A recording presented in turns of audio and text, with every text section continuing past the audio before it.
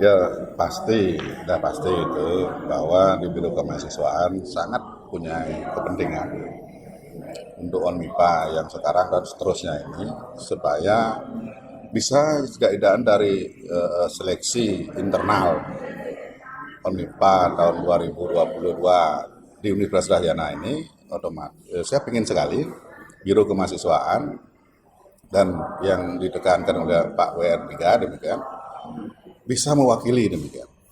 Dia bisa lolos di tingkat wilayah. Sekarang kan dia kompetisi di tingkat internal. Sekarang dia mewakili Universitas Dayana. Nanti yang lolos ini mewakili demikian, mewakili universitas ke tingkat wilayah. Ya, karena dari 4 bidang ini ada matematika, geologi, kimia, itu dari empat timnya itu di sekarang dipilih 5 orang. Dari 5 inilah yang akan diseleksi, dibina oleh tim juri yang telah dibentuk oleh Biro Kemahasiswaan. Dan bahkan bukan nanti dia bisa ke wilayah aja, tingkat wilayah, di wilayah diharapkan dia menang, punya prestasi di dalam kompetisi tingkat wilayah, sehingga adik-adik mahasiswa ini yang di MIPA ini di dalam ONMIPA ini dia bisa ke tingkat nasional. Nah, dengan tingkat nasional bahkan nanti kalau bisa ke internasional, apa yang telah disampaikan oleh panitia. Itu yang saya sampaikan. Dan juga karena ini juga lagi sedikit, ini kan prestasi ini semuanya akan ada di IKU, indikator kinerja utama, gitu ya. Kita harus kejar itu, sehingga di situ ada indikator-indikator yang harus dilengkapi di pemeringkatan di SIMKAD Mawar. Artinya itu ada kalau nggak salah 4 kriteria institusi, di situ ada MBKM, di situ skornya 20%. Udah itu di penganggaran harus, ini bukan Biro Kemahasiswaan yang ini bicara. Ini aturan yang harus menyebutkan dana biaya kemahasiswaan harus 10% kan, dari anggaran yang dikelola di perguruan tinggi. Ya. Dan kegiatan ekstrakurikuler. Nah, kegiatan ekstrakurikuler demikian itu ada mandiri, ada yang kedua, yang keempatnya itu skornya 20%, institusi 20%, Merdeka Belajar, kampus Merdeka 20%, itu harus kita target, itu harus masuk. Udah itu kegiatan ekstrakurikuler itu 20% yang mandiri. Kemudian ekstrakurikulernya yang dari di Belmawa itu yang besar 40% gitu.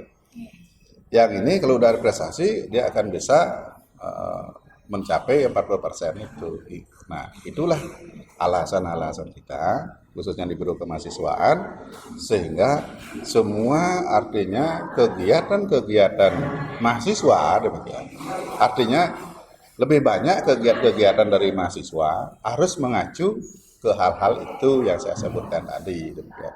Supaya kegiatan mahasiswa yang sekarang sudah dikoordinir oleh unit pengembangan organisasi kemahasiswaan gitu, yang diketuai oleh Pak Santiaso demikian, itu artinya dia itu menyeleksi di sana kegiatan dan dia memberikan coaching kepada semua organisasi kemahasiswaan.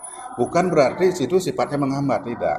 Kadang-kadang kan dibilang menghambat. Di sanalah fungsinya unit pengembangan organisasi kemahasiswaan itu demikian, sehingga nggak bisa buat proposal di coaching dia sana, diseleksi kegiatannya. Tidak sih semuanya, semua kegiatan harus yang mengacu ke prestasi itu semua. Kalau ada beberapa kegiatan dari Ormawa itu kita kasih mungkin ada semacam ya refreshing, nggak terlalu ke prestasi gitu, tapi poinnya kan di situ kecil demikian.